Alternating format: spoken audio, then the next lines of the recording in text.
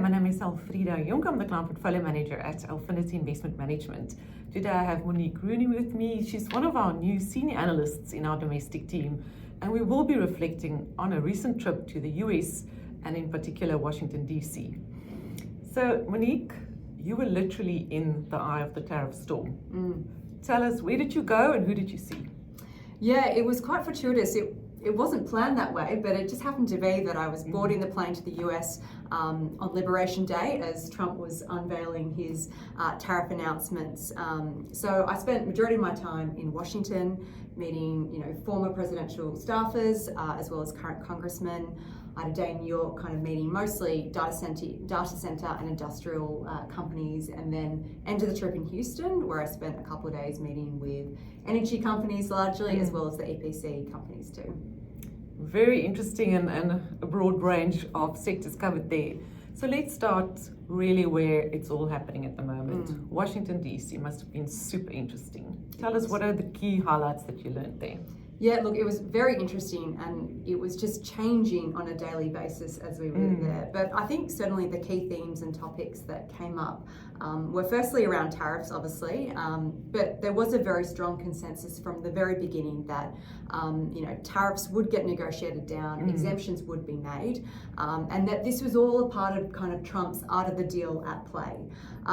Some were even a little bit optimistic that we might even at the end of this end up in a more better free trade environment where we were heading into the kind of tariff Liberation Day. The exception to that though was obviously around China, and this came up not only in Washington but actually a lot of discussions that we had with corporates, and that was around China's IP theft when it comes to AI, biotech as well as defense. And so I think the tariffs, people felt that the tariffs were largely about sending a message to China and that they will not tolerate their bad behavior. But the view was though, negotiations, whilst people think that they will eventually, a deal will get done, it might take longer. And there was some concern that Trump underestimates China's ability to withstand more pain and for a longer period of time, and that this may actually backfire on his negotiations.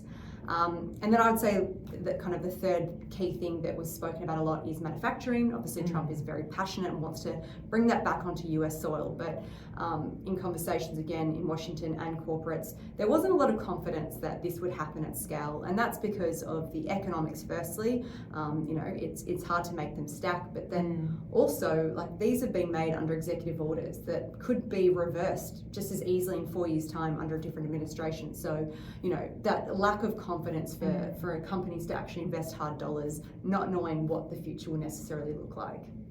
A very, very tricky environment, and we're all getting knocked around on a daily basis for all of this. So let's pivot to a bit more of a positive note.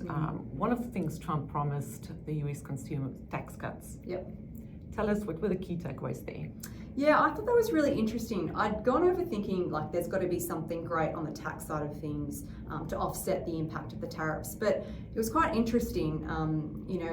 They are currently writing the tax bill. They hope to have it up and voted on by the end of the May, so they're currently working on it. But what I found was really interesting is it doesn't seem like there's going to be that silver bullet. A lot of people have concern within the Republican Party as well, obviously about the US debt. And so, the real focus is how do they extend the current tax cuts that are due to expire at the end of the year.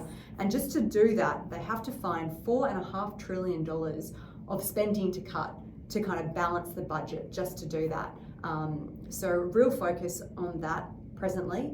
But the other areas is no tax on tips, no tax on Social Security, raising the SALT cap deduction, and then also talking about introducing a millionaire's tax to kind of help fund some of those initiatives. So they're the key things that were kind of discussed.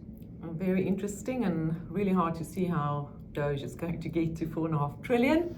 But it's a moving target. So thank you very much. Very interesting. For more information from Monique, please visit us on alphinity.com.au in the Insights section for a more detailed note from a recent trip. Thanks. Thank you.